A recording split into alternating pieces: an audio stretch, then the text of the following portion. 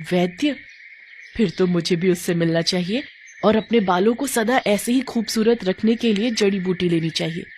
मलिका उस वैद्य के पास जाती है और उससे कहती है, माताजी, मेरा नाम मलिका है और मैं अपने बालों से बड़ी परेशान हूँ। मेरे बाल ना बिल्कुल भी सुंदर नहीं है और बहुत झड़ते जा रहे हैं। मैं अपने रूखे सूखे झाड़ू जैसे बालों से बड़ी ही परेशान हूँ। मेहरबानी करके मुझे कोई ऐसी दवाई बताएं जिससे ये बच जाए। उस वैद्य ने जब देखा कि इतने खूबसूरत बाल होने के बाद भी वो ऐसा कह रही है, तो उसे समझते देर न लगी कि उसको अपने ऊपर कितना घमंड है। तो वो कहती है, हाँ हाँ ठीक है, तुम जैसा कह रही हो तुम्हारे बाल बिल्कुल वैसे ही हो जाएंगे और फिर कभी भी नहीं बदलेंगे।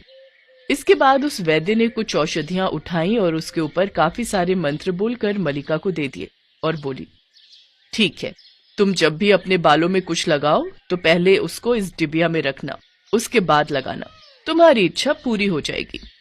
मलिका बड़ी ही खुश हुई। फिर वो डिबिया लेकर वापस आ गई। इसके बाद तो वो जब भी बाल धोने जाती तो अपना शैम्पू पहले उस डिबिया में डाल लेती और जब तेल लगाने जाती तो पहले उस तेल को उस डिबिया में रखती फिर लगाती। देखते ही देखते 1 महीने के अंदर मलिका के सारे बाल झड़ गए और वो गंजी हो गई। ये देखकर मलिका बहुत परेशान हुई और किसी तरह अपना गंजापन छुपाते हुए वैद्य जी के पास पहुंची और बोली, माताजी, ये आपने मुझे किस तरह की डिबिया दे दी? उसका इस्तेमाल करने से तो मेरे पूरे बाल झड़ गए और मैं पूरी तरह गंजी हो गई। मेरी तो कुछ समझ नहीं आ रहा मैं क्या करूं। तुम परेशान मत हो, तुम्हारे झाड़ू जैसे बाल पूरी तरह से चले गए हैं। अब तुम्हारे बिल्कुल वैसे ही बाल आएंगे जैसा तुम चाहती हो। इतना कहने के बाद वो महिला वहां से गायब हो गई। मलिका ये देखकर हैरान हो गई।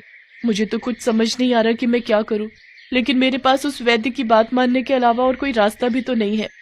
कुछ दिनों बाद उसके सिर पर सचमुच में लंबे रूखे और झाड़ू के समान बाल आ गए, जिस वजह से वो बड़ी भयानक दिखने लगी। एक दिन शीशे के आगे बैठी मलिका खुद को आईने में देखती है तो सोचती है, कुछ दिनों में मेरी शादी राजकुमार से होने वाली है। अगर उन्होंने मुझे इस हालत में देख लिया तो वो पक्का ही इस विवाह के लिए मना कर देंगे। वो इतना सोच ही रही होती है कि तभी राजकुमार के सैनिक राजकुमार का संदेशा लेकर आते हैं।